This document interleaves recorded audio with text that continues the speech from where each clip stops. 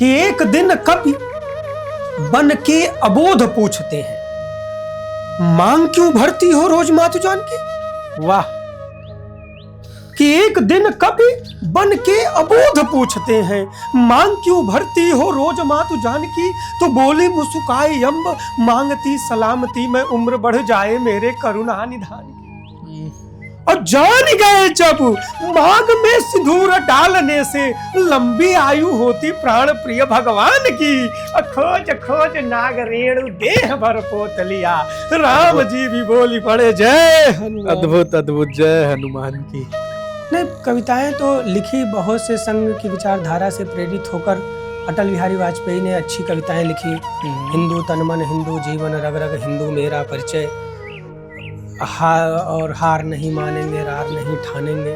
तो कविताएं तो लिखी गई।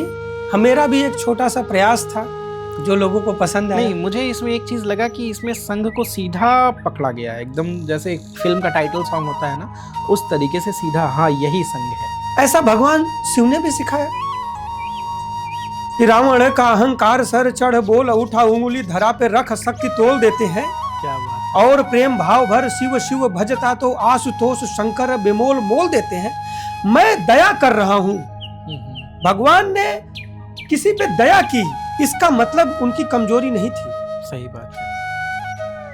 वो सर्वशक्तिमान होने के बाद भी दया कर रहे थे कि रावण का अहंकार सर चढ़ बोल उठा, उंगली धरा पे रख शक्ति तोल देते हैं।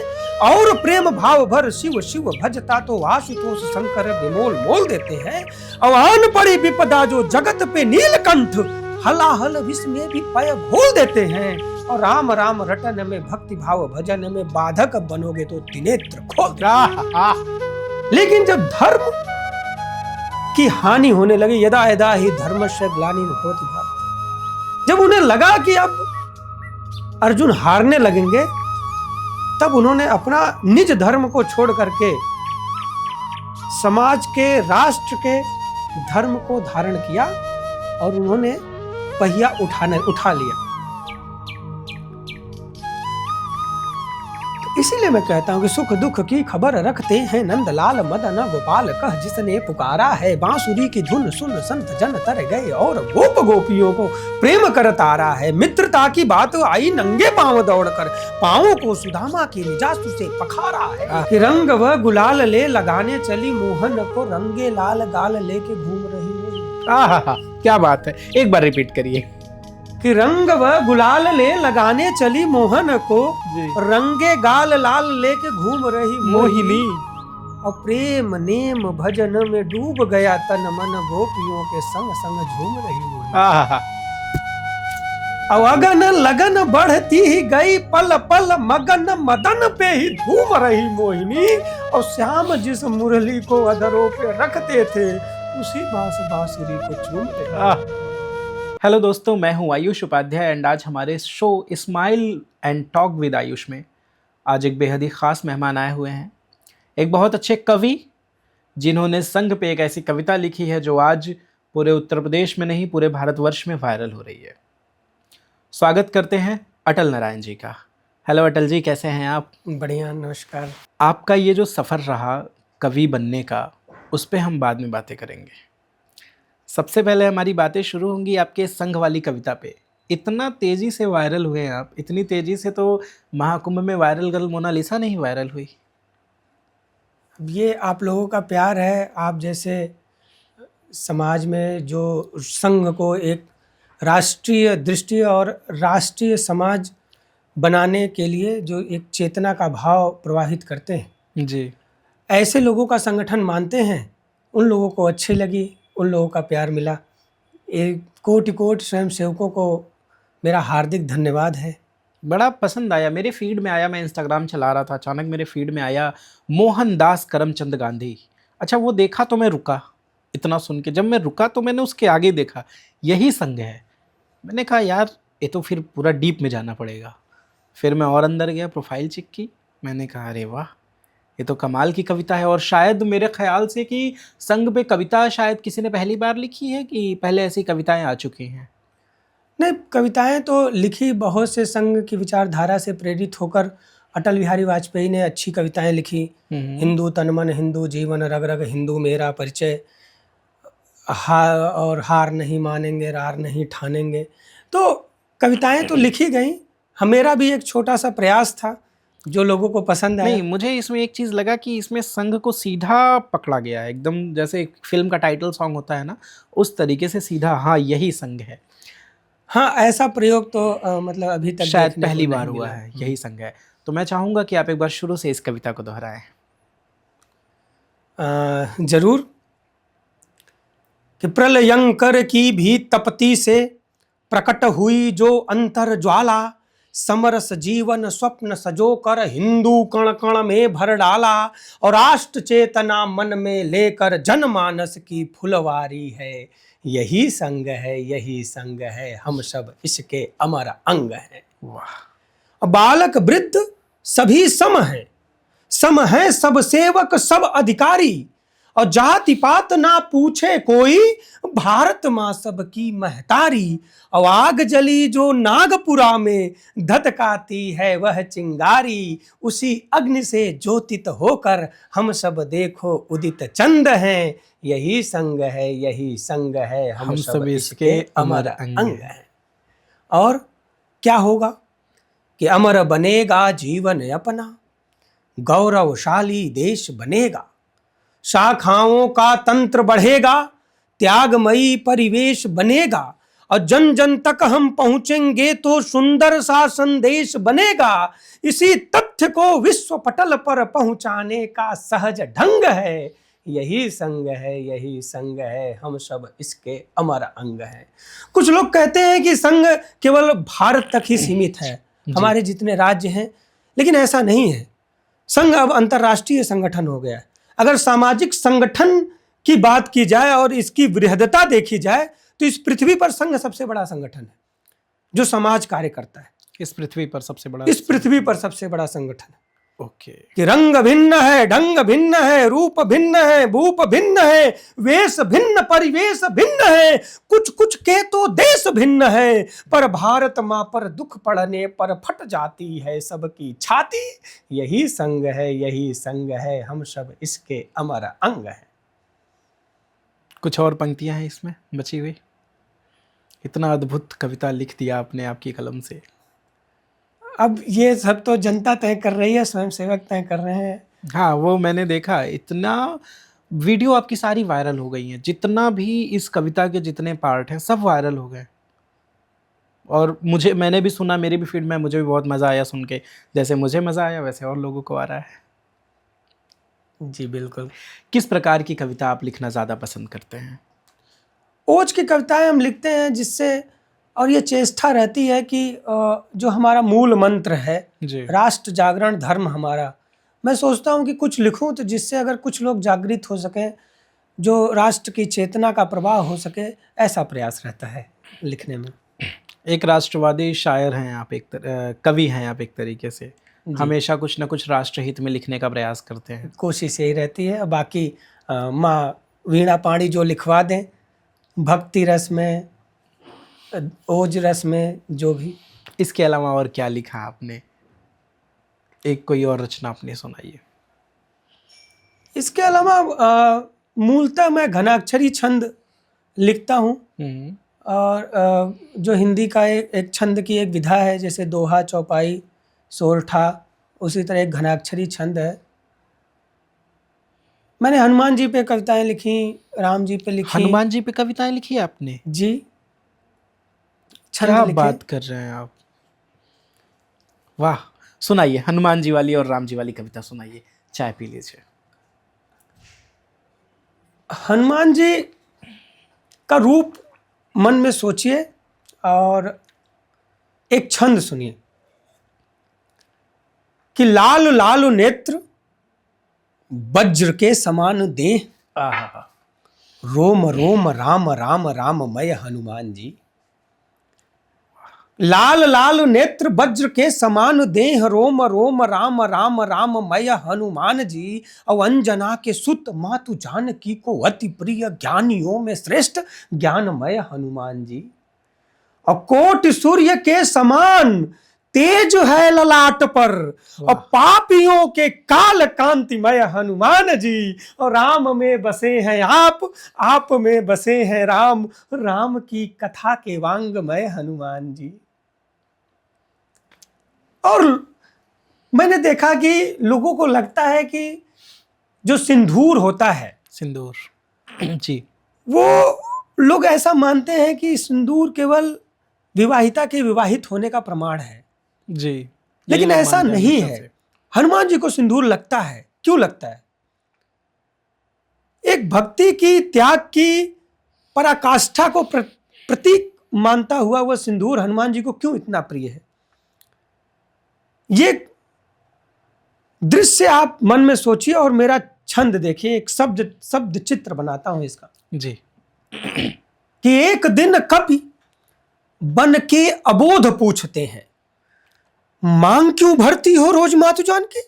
वाह, कि एक दिन कवि बन के अबोध पूछते हैं, मांग क्यों भरती हो रोज मातु जान की। तो बोली मुस्काई अम्ब, मांगती सलामती मैं उम्र बढ़ जाए मेरे करुणा निधान की। और जान गए जब मांग में सिंदूर डालने से लंबी आयु होती प्राण प्रिय भगवान की। खोज खोज नाग रेणु देह भर पोत लिया, राम जी भी बोली पड़े जय हनुमान। अद्भुत अद्भुत, जय हनुमान की, अद्भुत। राम ये जी भी बोली पड़े जय। मेरे रोंगटे खड़े हो गए। और ऐसे देश में, ऐसे समाज में उनको लगता है कि ये समाज असंगठित है। इस समाज को संगठित करने का सारा काम भगवान राम कर गए थे। भगवान राम के जीवन से बहुत कुछ सीखने को मिलता है, हालांकि पूरा जीवन ही सीखने को मिलता है उनके जीवन से। बिल्कुल, राम का चरित्र है इतना पवित्र, मित्र धार लेता जो भी सुख धाम का हो जाता है, और पत्थर का गुण डूब जाने का है किंतु राम काज हेतु वह काम का हो जाता है। आहा, और राम का समग्र रूप राष्ट्र का स्वरूप ही है, नाम जप कर अनाम नाम का हो जाता है। और राम के लिए है राष्ट्र, राष्ट्र के लिए है राम, जो राष्ट्र का हो जाता है वो राम का हो जाता है। तो राम और राष्ट्र भिन्न नहीं है, राम के बगैर राष्ट्र की संकल्पना नहीं की जा सकती, और अगर राष्ट्र है तो वो राम से भिन्न नहीं हो सकता। एक ऐसा व्यक्तित्व, एक ऐसा चरित्र जो सोने की लंका विजय करने के बाद भी उसको, उस पर राज करना नहीं चाहते। कहते हैं हमारी माटी हमको ज्यादा प्रिय है। कहते यद्यपि स्वर्णमयी लंका न में लक्ष्मण रोचते, जननी जन्मभूमि स्वर्गादपि गरीयसी। कि राम राम रटते थे वीर हनुमान नित्य, नाम के प्रभाव से ही पाप का समन है। और नाम राम राम रटते थे वीर हनुमान नित्य, और नाम के प्रभाव से ही पाप का समन है। और बेर चख चख रख सबरी बुलाए रोज, इसीलिए प्रभु का भी हुआ आगमन है। वाह। और यहां वहां जहां तहां लहरे रहा है ध्वज, देशद्रोहियों का दंभ हो गया दमन है। और जननी व जन्मभूमि स्वर्ग से बड़ी की सीख, सीख को सिखाने वाले राम को नमन है। मैं प्रभु श्री राम को नमन करता हूं आपके पॉडकास्ट चैनल के माध्यम से। भगवान सबका कल्याण करे, भगवान आपका कल्याण करे। पूरा स्टूडियो राममय हो गया, मेरे रोंगटे खड़े हो गए, पूरा मजा आ रहा है, एकदम अद्भुत ऊर्जा महसूस हो रही है, अलौकिक। ये प्रभु राम पे एक कविता थी, सिर्फ उनके वाले पे यही वाली थी। इस तरह से अद्भुत रचनाएं आपने किया है, मन तो करता है, कानों को आराम सुकून इतना मिल रहा है, लेकिन मन तो यही कर रहा है कि बस आप बोलते जाएं और हम सुनते जाएं। आपकी रचनाएं और आपकी वाणी में जो तेज है, जो नॉर्मल आम बातचीत में कभी समझ में नहीं आता। आम बातचीत में कोई व्यक्ति नहीं समझ सकता कि आप इतनी अच्छी कविता कह सकते हैं, इतनी अच्छी कविता गा सकते हैं और इतनी अच्छी कविता लिख सकते हैं। मैं यहाँ आपके तारीफ़ों की पुल बांधने नहीं आया था, लेकिन जो रचनाएं आपने सुनाई वो अद्भुत रही। एक जैसे राम जी पे एक रचना आया था उनका, साइको शायर का, उन्होंने शायरी के माध्यम से कुछ ऐसे लिखा था, कविता उन्होंने भी लिखा था, भारत भूखा कवि हूँ मैं। तो वो एक वायरल हुआ बहुत ज़्यादा और लोगों को पसंद आया। आज भी लोग उसे देखते हैं, सुनते हैं। और मेरे ख्याल से कि आज ये जो आपने श्री राम पे कहा है, ये बहुत अद्भुत है। बहुत बहुत धन्यवाद जो आपने ऐसी प्रतिक्रिया दी। ये राष्ट्र की जो भावना है, ये हमारे महापुरुषों की व्यक्तित्व, चरित्र और कृतित्व से बहुत ही ज़्यादा प्रभावित है। चाहे वो राम हो, चाहे वो भगवान श्री कृष्ण हो, चाहे वो देवी का अवतार हो, चाहे वो शिव हो, महेश हो। अगर हम बात करें, जैसे कि मान लीजिए कि आपके अंदर सब्र बहुत ज़्यादा है जी, और सब्र की वजह से कोई आपका नुकसान किए जा रहा है, तो किसी दिन आपके अंदर का क्रोध तो उगेगा, निकलेगा, बिल्कुल निकलेगा। ऐसा भगवान शिव ने भी सिखाया कि रावण का अहंकार सर चढ़ बोल उठा, उंगली धरा पे रख शक्ति तोल देते हैं। क्या बात है। और प्रेम भाव भर शिव शिव भजता तो आशुतोष शंकर बेमोल मोल देते हैं। मैं दया कर रहा हूं।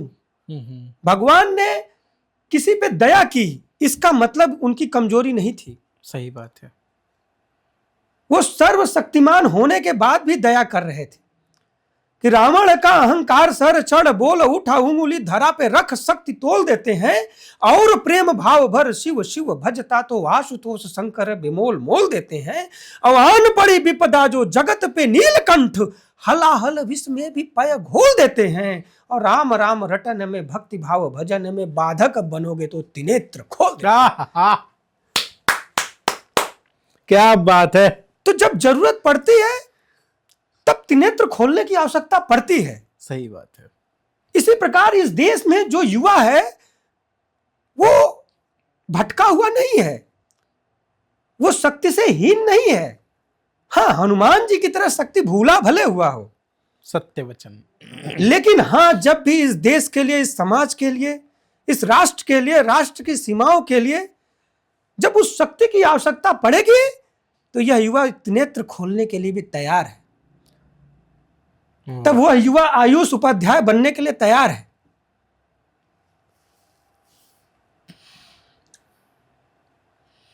सत्य वचन। भाई, आपका काम भी तो देश को जगा ही रहा है, हम भी वही काम कर रहे हैं। क्या बात है। कब शुरू किया आपने कविता लिखना? कविता तो जब हम 11th में थे तब से, मतलब कि हमने कविताएं लिखना शुरू की। 11th से। जी। प्रेरणा स्रोत क्या रहा, क्यों? मतलब हर चीज के पीछे एक कारण तो होता ही है। प्रेरणा स्रोत तो हमारी जो कविताएं लिखने का था वो राष्ट्रीय स्वयंसेवक संघ ही था। आप संघ से जुड़े हुए हैं बचपन से? हाँ, हम बाल्यकाल से ही स्वयंसेवक रहे और अटल जी को काफ़ी पढ़ा, काफ़ी सुना, तो उनका प्रभाव भी रहा। आप शाखा अभी भी जाते हैं? हाँ, प्रतिदिन? जी, कोशिश रहती है कि ध्वज प्रणाम हो, प्रार्थना हो। संघ के ऐसे कौन से नियम हैं जो हर एक व्यक्ति को जानना चाहिए और हर एक व्यक्ति को संघ ज्वाइन करके शाखा प्रतिदिन जाना चाहिए? इसमें क्या ऐसी, मतलब कौन सी ऐसी चीज़ें हो सकती हैं जो लोगों को मोटिवेट करें? जैसे संघ में मेरा जो मानना है कि मैंने भी देखा है, कई बार, 1-2 बार शाखा गया हूँ, ऐसे तो जा नहीं पाता हूँ। मैंने जो देखा है कि जो शाखा के नियम कानून हैं वो बहुत ही अनुशासित है। वहाँ पे हर किसी का बहुत सम्मान है, न किसी से द्वेष भावना है, ना ही किसी से अत्यधिक प्रेम, ना ही किसी से क्रोध। वहाँ पे सब एक सैनिक के रूप में, और ना ही कोई राजा। वहाँ पे सब एक बराबर एक दूसरे को साथ ट्रीट करते हैं, एक बराबर। ये चीज़ें मैंने वहाँ देखा है। और वहाँ के अनुशासन में जो सीखने को मिलता है कि जैसे एक पहले ज़माने में होता था, प्राचीन समय में, कि हर एक बालक को गुरुकुल में सारी शिक्षाएं दी जाती थी, युद्ध शिक्षा दी जाती थी और गाना बजाना सिखाया जाता था। मतलब एक जो हमारी संस्कृति है उसके हिसाब से सारी शिक्षाएं दी जाती थी। तो संघ में मैंने देखा है कि हर चीज़ सिखाया जाता, लोगों को सम्मान देना, संस्कार में रहना और आवश्यकता पड़ने पर लाठी भी उठाना। ये चीज़ें संघ में मैंने ऑब्जर्व किया कि ये चीज़ें सिखाई जाती हैं। देखिए, जो अभी समाज में हम लोग संयुक्त परिवार से धीरे धीरे शिफ्ट होकर के न्यूक्लियर फैमिली की तरफ आ रहे हैं। संघ को एक विश्वव्यापी संयुक्त परिवार ही समझ लीजिए, विश्वव्यापी संयुक्त परिवार, जहां पर आपकी कमियों को देखने वाले भी लोग हैं, ठीक करने वाले भी लोग हैं, पुचकारने वाले भी लोग हैं। कोई नियम थोपा नहीं जाता है। स्वयं सेवक शब्द ही है स्वयं की प्रेरणा से। ये चीजें तो हैं। वो जाता है, उसके व्यवहार में आ जाता है।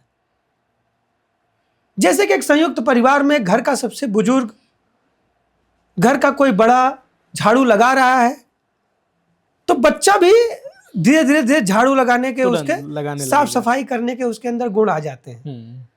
तो उसी प्रकार से जब संघ में कोई जाता है, ध्वज प्रणाम करता है, नियम किसी पे थोपा नहीं जाता। वो करते करते देखते देखते देखते देखते वो अपने आप ही सीख जाता है और एक अनुशासन में ढल जाता है। ये तो बात है कि संघ में जो जाता है वो बहुत ही अनुशासित रहता है और हर जगह लोगों का सम्मान करता है। और मैंने संघ के लोगों में एक चीज़ और देखा है, बहुत से मित्र हैं जो कभी कभी मिलते हैं, तो मैंने उनके अंदर एक चीज़ और देखा है कि वो बहुत वर्कोहॉलिक होते हैं। उन्हें कोई भी कार्य उनके लिए कठिन नहीं लगता। मतलब कोई भी अगर संघ का व्यक्ति है, वो चाहे किसी भी बड़े पद पे हो, लेकिन अगर उसे ये कह दिया जाए कि इस चीज़ को ज़रा सा यहाँ से वहाँ रख दो, तो उसे ऐसा नहीं महसूस होने देगा कि मैं बहुत बड़े पद पे, उन्होंने मुझे ऐसा। वो व्यक्ति हमारे कहने से पहले चीज़ों को सही करना चाहता है। ये चीज़ें मैंने संघ के लोगों में देखा है। इतना खुद को झोंक देते हैं वो लोग किसी भी काम को करने में, किसी भी काम के लिए अवेलेबल रहते हैं। बस काम होना चाहिए, वो करने के लिए तैयार है, अच्छा काम कुछ भी हो। संघ की जो प्रार्थना है उसमें एक मंत्र है, परम वैभवन नेतु मेतत् स्वराष्ट्रम, अच्छा, समर्था भवत्वा सिसार्ते विषम। यानी कि हमारा जो लक्ष्य है इस राष्ट्र को परम वैभव के शिखर तक पहुंचाना। और कोई राष्ट्र परम वैभव के शिखर तक तभी पहुंच सकता है जिसका, जब उस राष्ट्र का समग्र विकास हो। मतलब वो राष्ट्र स्वच्छ भी हो, वह राष्ट्र अनुशासित हो, वह राष्ट्र शक्ति संपन्न हो, वह राष्ट्र योग्य हो, उस राष्ट्र के अंदर चेतना हो, संस्कृति हो, संस्कृति पल्लवित और प्रज्वलित होती रहे, नित नूतन बनती रहे। तो ये सब करने के लिए सारे काम ठीक ठीक से करना होता है। ओके, क्या बात है। और उसमें हर व्यक्ति का अपना योगदान है, हर स्वयंसेवक का योगदान है। यही संघ की खूबी है। और ये चीज संघ की प्रार्थना में भी लिखी हुई है। ये संघ की प्रार्थना में हम लोगों को एक अमृत वचन सिखाया जाता है जी। अनक्षरः अमंत्रः नास्ति, नास्ति मूलम च नौषधम, अयोग्यः पुरुषो नास्ति, योजकस्तत्र दुर्लभः। अर्थात यानी कोई भी ऐसा अक्षर नहीं है जिससे मंत्र न बनाया जा सके। नास्ति मूलम अनौषधम, कोई भी ऐसी जड़ नहीं है जिसका औषधि उपयोग ना हो सके। अयोग्य पुरुषो नास्ति, संघ किसी भी पुरुष को ऐसा अयोग्य नहीं मानता जिसका कोई भी उपयोग न किया जा सके। क्या बात है। योजकस तत्र दुर्लभ, उस इन चीजों का उपयोग करने के लिए एक अच्छे योजक की जरूरत है और संघ ऐसे योजक को तैयार करता है। वाह, अद्भुत। और इसीलिए लोग संघ में जुड़ते हैं। और जो मैंने ये भी देखा है कि अगर कोई भी बच्चा अपने मतलब टीनेज में कोई भी अगर संघ के शाखा को देखता है और एक दो बार अगर नोटिस कर लेता है तो वो अपने आप जाके ज्वाइन कर लेता है। ये भी मैंने देखा है। कोठारी बंधुओं के बारे में आप जानते ही हैं। मैंने उनके बारे में जो जाना, जो सुना और जो चेक किया और जो डिटेल में मैंने देखा कि वो लोग संघ को देखते थे, शाखा उन्होंने देखा और फिर वो जाने लगे शाखा देख के। और उनके साथ ऐसा हुआ कि अगर भारी बारिश भी होती थी वो तब भी शाखा जाते थे। कोई नहीं आता था तो दोनों भाई अकेले जाके ध्वज प्रणाम करते थे, लेकिन शाखा लगाते थे। तो ये डेडिकेशन मुझे लगता है कि अगर कहीं मिल सकता है तो सिर्फ संघ में मिल सकता है। जो राष्ट्रहित में अपनी जान गंवा सकता है तो सिर्फ संघ। जान गंवाने के लिए तो सभी देशभक्त हैं, लेकिन जो राष्ट्रहित में सबसे आगे है जान गंवाने के लिए, वो सबसे पहले संघ ही आता है। नहीं, राष्ट्रहित में केवल जान गंवाना ही नहीं, राष्ट्रहित में जीना भी है। सही बात है। अपने को सशक्त करके जीना है, अपने समाज को इतना मजबूत करके जीना है कि किसी कोई आंख न दिखा सके। जान ही क्यों गंवाना है, जान ही जीना क्यों है। गंवाना। वाह। और विषम परिस्थितियों में भी संघ का स्वयंसेवक शाखा लगाता है, शाखा में जाता है, क्योंकि राष्ट्र को परम वैभव के शिखर तक पहुंचाने का उसका लक्ष्य है। अद्भुत। राष्ट्र की एकता और अखंडता पर आघात करने वाले शत्रुओं के कानों में अगर अपनी बात गुंजायमान करनी है तो हमें शक्ति की साधना करनी पड़ेगी। और शक्ति की साधना का जो सर्वोच्च मंदिर है वो हर स्वयंसेवक अपनी दैनिक शाखा को मानता है। उस मंदिर की जो आराध्या देवी है वो भारत माता है। और कोटि कोटि स्वयंसेवकों का जो गुरु है वह परम पवित्र भगवा ध्वज है। इसमें किसी को कोई संदेह नहीं होना चाहिए। भगवा ध्वज ही गुरु है। हाँ, वाह। सिर्फ भगवा ध्वज को ही गुरु माना जाता है। भगवा ध्वज को ही गुरु माना जाता है। और इसीलिए ध्वज प्रणाम। और ध्वज वो लास्ट में क्या होता है जब शाखा खत्म होती है? शाखा विकिर। शाखा विकिर। बहुत जानकारियां मिली आपसे भी संघ के बारे में, प्रार्थना सुनने को मिला। और कोई ऐसी रचना आपकी रही हो जो एकदम रोंगटे खड़े कर दे? शिव जी वाला रचना पूरा सुनाएंगे? वाकया कुछ ऐसा होता है कि भगवान इंद्र जी के आदेश पर काम और रति भगवान शिव की तपस्या को भंग करने के लिए जाते हैं। ओके, काम और रति। हाँ जी। और भगवान शिव को देखते हैं। भगवान शिव अपना पद्मासन में बैठे हुए योग में भगवान राम के ध्यान में बैठे हुए हैं। तो रति कामदेव से कहती है जी कि भगवान शिव को जीतना बहुत मुश्किल है। ये जो काम कर रहे हैं इसमें नुकसान है अपना। रति कामदेव से कहती है कि भगवान शिव को जीतना बहुत मुश्किल है। हाँ, अपना नुकसान है। लेकिन फिर भी अब एक राजा का आदेश, देवताओं के राजा इंद्र, मानना तो है। मानना तो है। और कामदेव को अपनी शक्तियों का भी जांचना था क्योंकि इससे पहले वो अविजित थे। अब महादेव पे ट्राई करेंगे। इससे पहले उन्होंने अपनी शक्तियों का जिस पर उपयोग किया विजय प्राप्त हुई। विजय प्राप्त किए। तो इस उत्सुकता में वो अपना प्रयास करते हैं और प्रथम दृष्टया भगवान को देखते हैं। और ये कुछ छंद हैं, इसके सुनिएगा जी। कि माथ पर चारु चंद्र, भस्म अंग नील कंठ, कंठ में भुजंग धार, योग में विलीन है। और काल के कपाल पर गाड़ कर के त्रिशूल, मोह माया त्याग कर शंभु आत्मलीन है। ओट से ही झांक कर साध कर, मोह बाण काम व रति ने देखा शिव लावालीन है। और रति बोली खैर नहीं आज तो हमारी नाथ, साधने चले हो जिसे वो तो ब्रह्मलीन है। क्या बात है। उसके बाद कामदेव अपने माया को पसारता है। काम व रति ने जब माया को पसारा, तब सारी सृष्टि मानो मोह वासना में जो गई। और संत जप तप त्यज बावली तालाब, सब देव व धनुज सब की ही मेधा खो गई। और जीव जंतु नर नारी निज धर्म छोड़ दिए, काम की लहर यश व सुयश धो गई। और बड़ी गजब की बात है कि जो अक्सर जो पानी की दिशा होती है, नदी की दिशा होती है, वो ऊपर से नीचे की ओर होती है। पर्वत से नदियां निकलती हैं और नीचे की ओर जाती हैं, ऊंचाई पे नहीं चढ़ती हुई देखी जाती है। लेकिन कामदेव का प्रभाव इस सृष्टि पर ऐसा पड़ा कि सबकी गति बदल गई। कामदेव ने पूरा माया एकदम पसार दिया बम्पर। माया पसार, काम व रति ने जब माया को पसारा, तब सारी सृष्टि मानो मोह वासना में जो गई। और संत जप तप त्यज बावली तालाब, सब देव व धनुज सब की ही मेधा खो गई।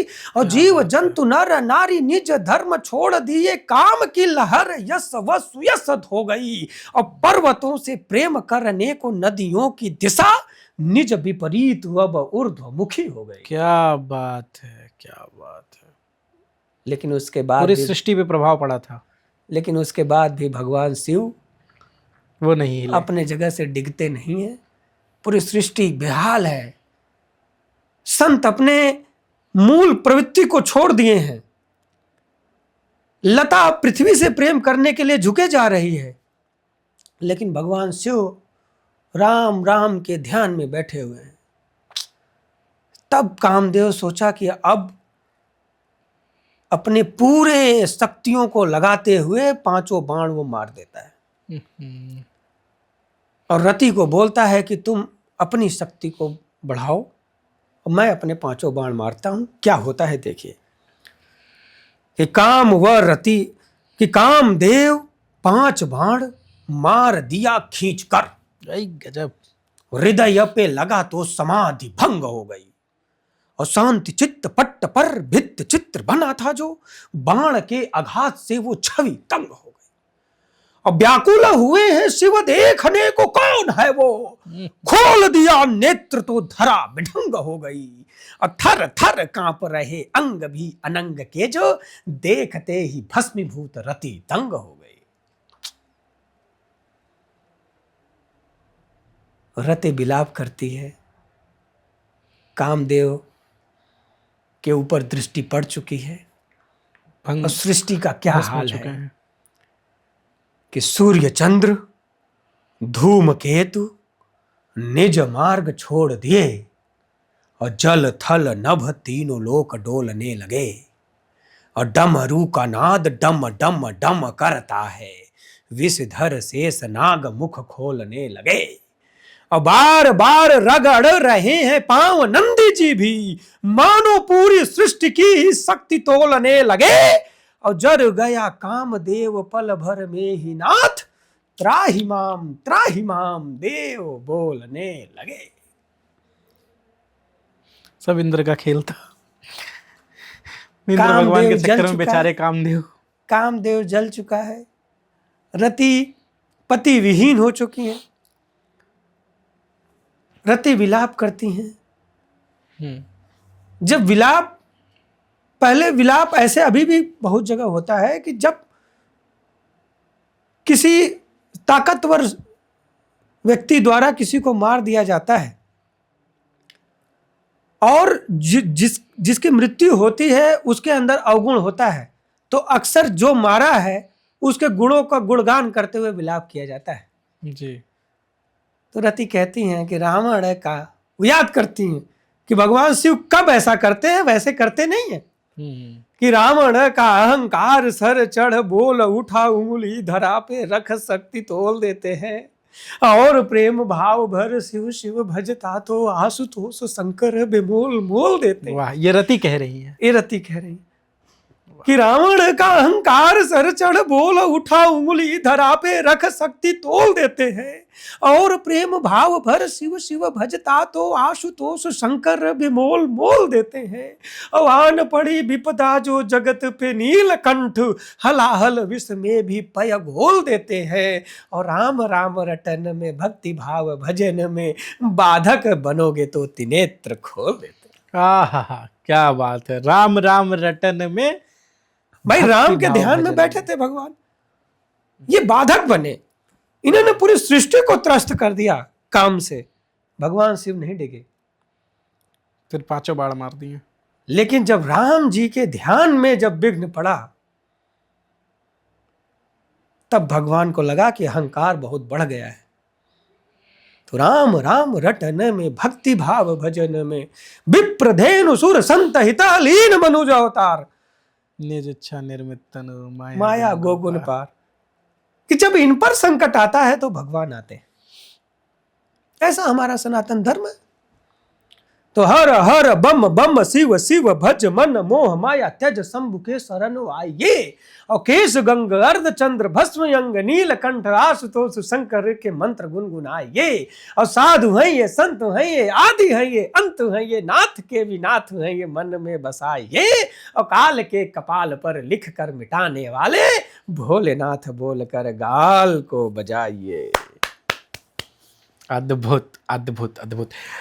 आपने ऐसे सिचुएशनल कविता लिखी है, रति और कामदेव और महादेव के बीच का जो वो सिचुएशन हुआ, तो इस सिचुएशन से मुझे एक और सिचुएशन याद आ गया, क्योंकि इसमें बीच में रावण का भी जिक्र हुआ है। क्या कोई ऐसी रचना आपने लिखी है कि जैसे जब रावण की जब मृत्यु हो जाती है तो मंदोदरी आती हैं, वो देखती हैं तो प्रभु श्री राम उनकी परछाई देख के उठ जाते हैं, दूर चले जाते हैं, तो वहाँ पे उन्होंने बहुत सारी बातें की थी प्रभु से, बहुत सारी अपनी अपनी अपनी व्यथाएं उन्होंने कही थी। उस पे कोई रचना आपने लिखा है?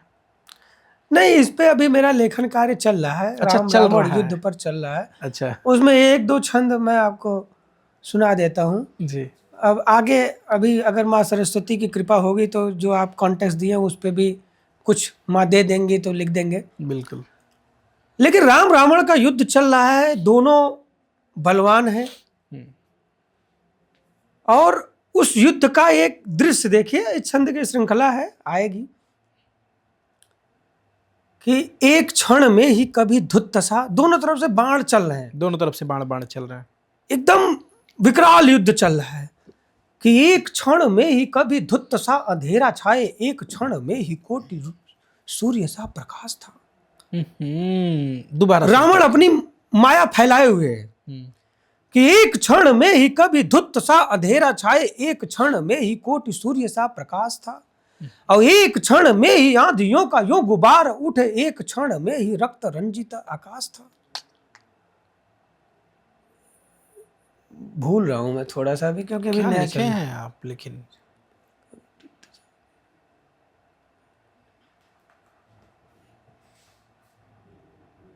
ये ध्यान नहीं आ रहा क्योंकि अभी चल रहा है इस पे लेखन कार्य। अरे बहुत तगड़ा लिखे लेकिन हैं, ये दो ही लाइन तो बहुत अच्छी सी श्रृंखला में आ रहा है। ओके। स्त्रियों के लिए कोई लाइन लिखी है आपने, कोई रचना? स्त्रियों को तो मैं मातृ स्वरूप में ही देखता हूँ, जी, माता से बहुत प्रभावित रहता हूँ।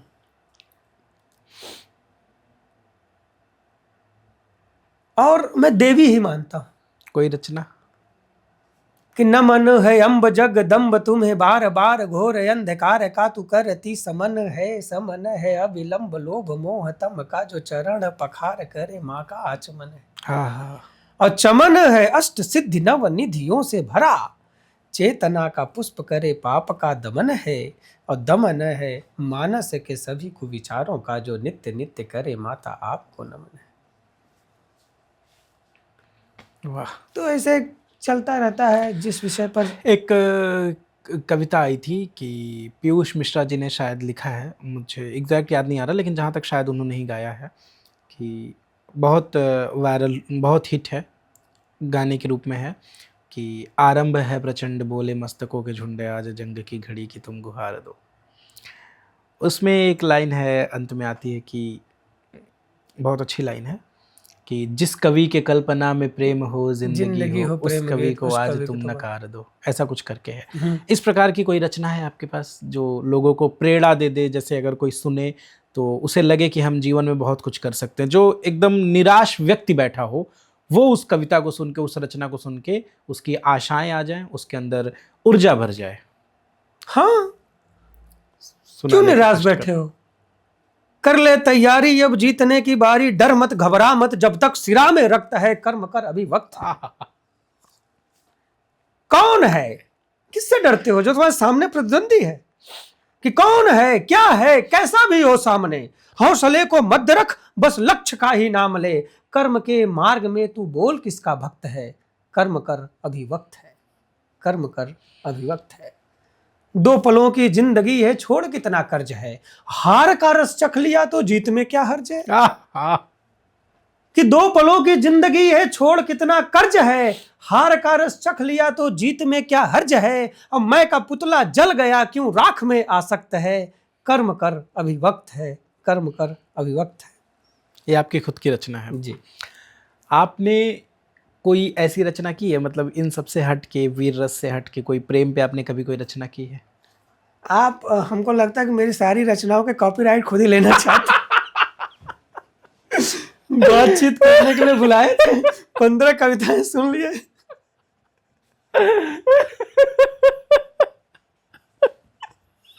कॉपीराइट तो आप ही को रहेगी ना, सुना आप ही रहे।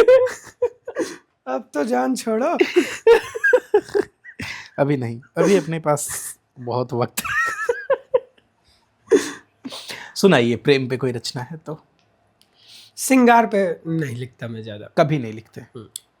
कभी ऐसा कुछ भी ऐसा आपने लिखा हो किसी? अच्छा चलिए ठीक है, आपका विवाह हो गया है?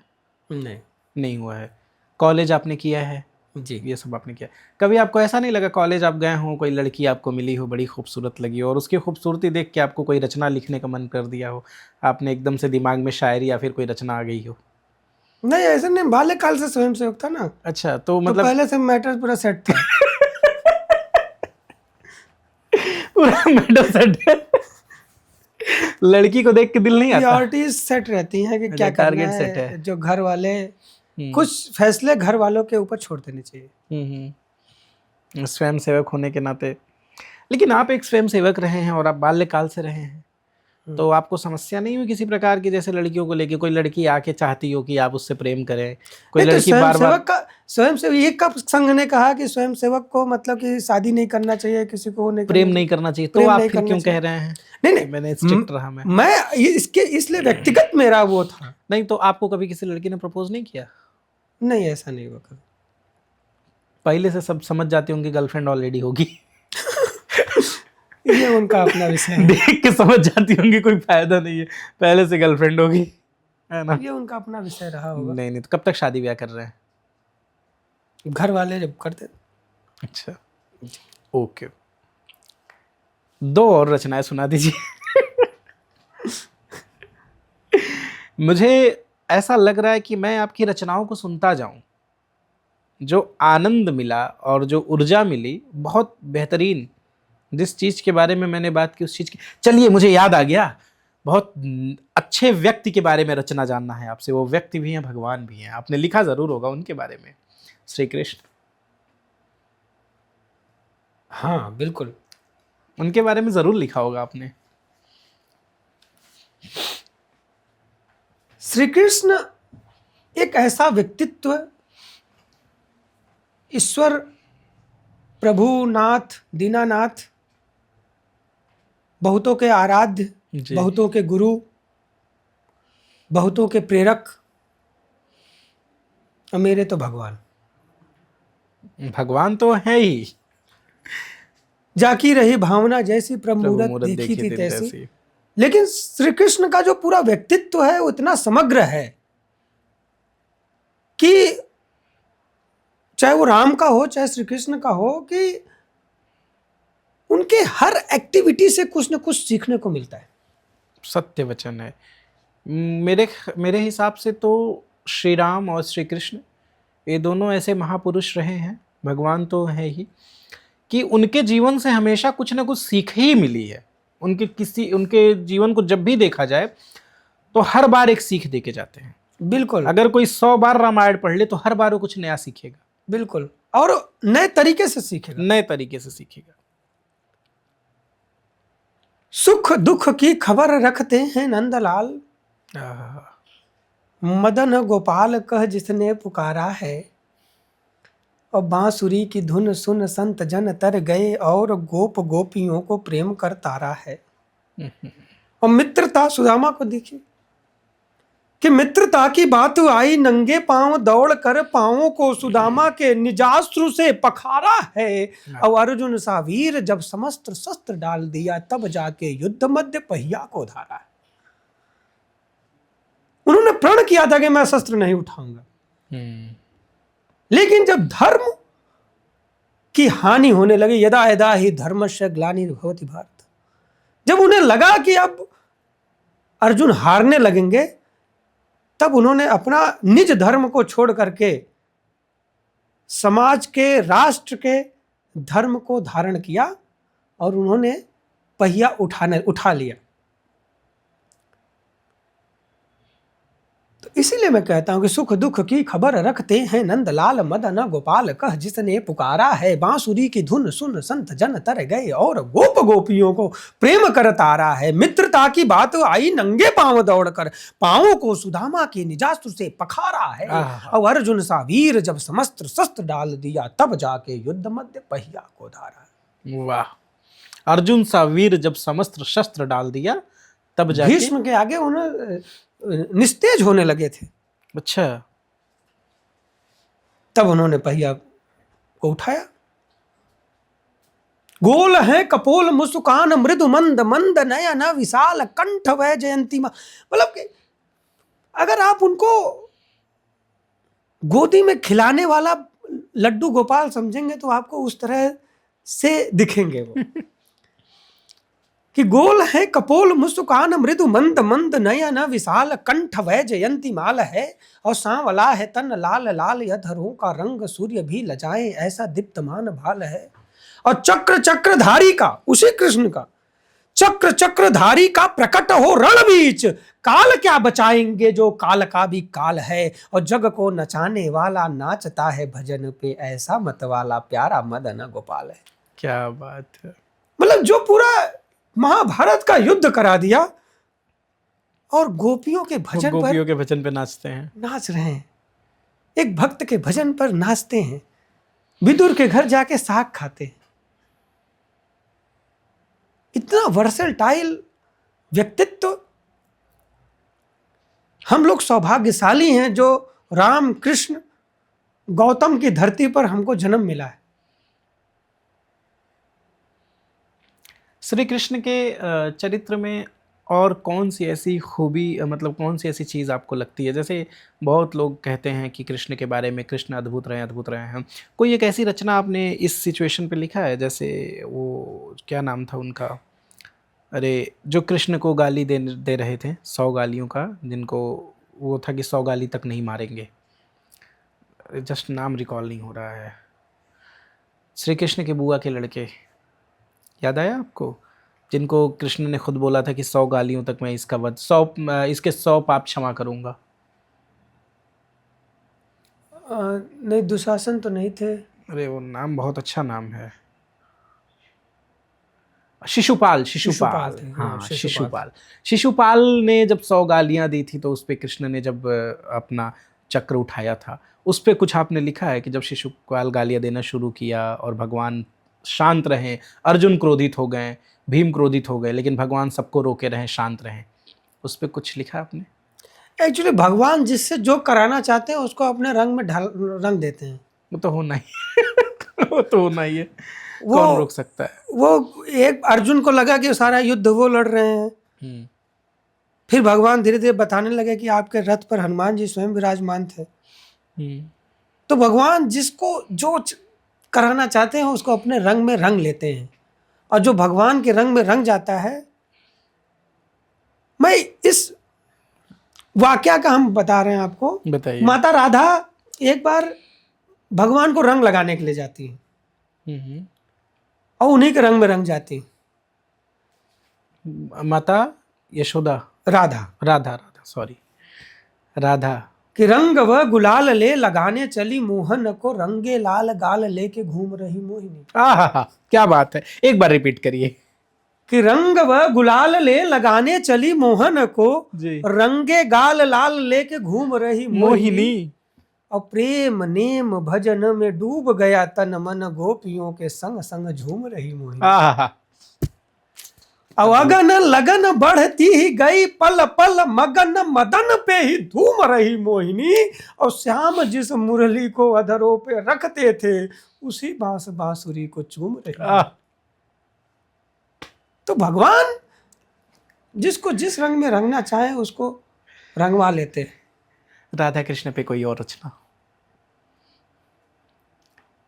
इनका प्रेम, इन पे जो रचनाएं सुनने को मिलती है ना श्री राधा कृष्ण पे, ये रोम रोम झुमा देती हैं।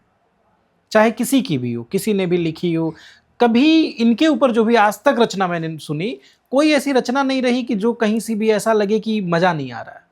जैसे ही आता है ना तो पूरा शरीर एकदम लगता है कि हाँ कुछ चल रहा है, आनंद आ रहा है।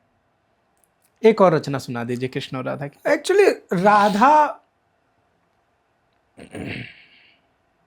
माता के जो नाम, जो मंत्र है, जी। इस मंत्र में बहुत ऊर्जा है। अब रचनाएं तो बहुत हैं, ध्यान नहीं है हमको, हम्म। लेकिन प्रेम, जिस प्रेम की पराकाष्ठा, जिस त्याग की उच्चता को चाहे सीता माँ हो, चाहे राधा माता हो, उन्होंने प्रदर्शित किया, वो प्रेम अगर आज इस समाज में हो तो ये समाज अपने आप ही अपनी उच्चता को प्राप्त कर लेगा।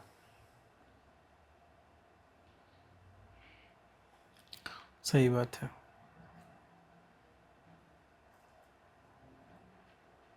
तो इससे जुड़ी और कोई रचना आपको याद नहीं आ रही? नहीं, मुझे इसके जुड़े तो रचनाएं हमको अभी नहीं याद आ रही। चलिए कोई बात नहीं। क्योंकि उनका प्रेम अनंत है, उसको कोई कवि लिख नहीं सकता। है प्रेम अनंत अनंत गुण, मेरी बुद्धि से अगोचर है, अति गूढ़ प्रगूढ़ विमूढ़ करे, जो जगत में दृष्टि गोचर है। हाँ। उनका प्रेम अलग था, जो अभी है वो अलग है। अब कोई भी लेखक हो, वो उसकी जो स्मृति जो बनती है, जो लिखने की जो होती है, वो उसके आसपास के समाज। जैसे तुलसीदास जी से किसी ने पूछा कि आपने राम जी का दर्शन कर लिया है, तो उन्होंने कहा हाँ कर लिया है। तो क्या कैसे हैं राम जी? उन्होंने कहा राम जी तो राम जी जैसे हैं। मतलब कि तुलसीदास जी ये कहे कि इस सृष्टि में मेरी दृष्टि से कोई भी ऐसी चीज नहीं दिखी जिससे मैं राम जी की तुलना कर सकूं। राम जी तो राम जी जैसे हैं। राम तो राम जैसे हैं। पूरे सृष्टि में कोई ऐसी चीज नहीं दिखी जिससे उनकी तुलना, उनके तो मैं सौंदर्य की कैसे तुलना की बताऊं, जा सके। मैं कैसे बताऊं कि राम जी कैसे हैं? जिस प्रकार कहा जाता है गुलाब तो गुलाब जैसा रहेगा। हाँ, अब गुलाब की तुलना किससे करेंगे, वो तो अलग है। तो राधा और कृष्ण का प्रेम ऐसा है कि है प्रेम अनंत अनंत गुणा, मेरी बुद्धि से अगोचर है, अति गूढ़ प्रगूढ़ विमूढ़ करे। जो मैं अभी देख रहा हूं ये तो अति गूढ़ प्रगूढ़ विमूढ़ करे, जो जगत में दृष्टि गोचर है। इस प्रकार के प्रेम को देख कर जीने वाला मैं व्यक्ति, मैं उनके प्रेम को कैसे बता पाऊंगा?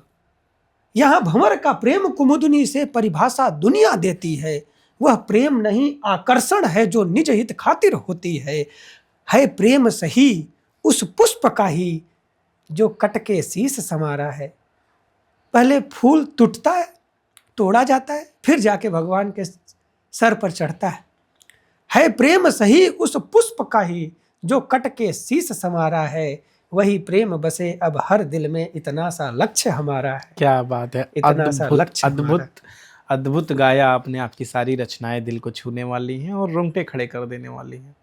बहुत मज़ा आ गया और काफ़ी अच्छा लगा। आज जो हुआ, आज जो मैंने पहली बार किसी कवि के साथ में बातचीत किया है, क्योंकि मेरे शो में बातचीत करने में ज़्यादा मज़ा आता है। मेरे कोई ऐसे सवाल नहीं होते, हमें लोगों से बातें करने में बहुत मज़ा आता है, इसलिए आपको बुलाया और आपने अपनी रचनाएं सुनाई। तो चलते चलते, क्योंकि आपने प्रेम पे बोला था कि आप नहीं लिखते, फिर भी आप सुना गए ना लिखते हुए भी। तो चलते चलते इस बातचीत को ख़त्म करते हुए कुछ ऐसी आखिरी लाइन बोलते जाइए जो हमें जो ऑडियंस को आखिरी का मज़ा दे दे। मतलब कि आप बहुत बड़े निगोशिएटर बनेंगे अगर आप किसी बिजनेस में आएंगे। शुक्रिया, ये तो बस आप लोगों की दुआओं का असर है। मैं ऑडियंस को यही बोलना चाहता हूं कि तू अपनी तैयारी रख, मेहनत को भी जारी रख, पथ के झंझावातों से कुछ तो अपनी यारी रख। दुनिया कहती कहने दे, चिंता विंता रहने दे, सच होंगे सारे सपने, तन को पीड़ा सहने दे। आहा, सच होंगे सारे सपने, तन को पीड़ा सहने दे।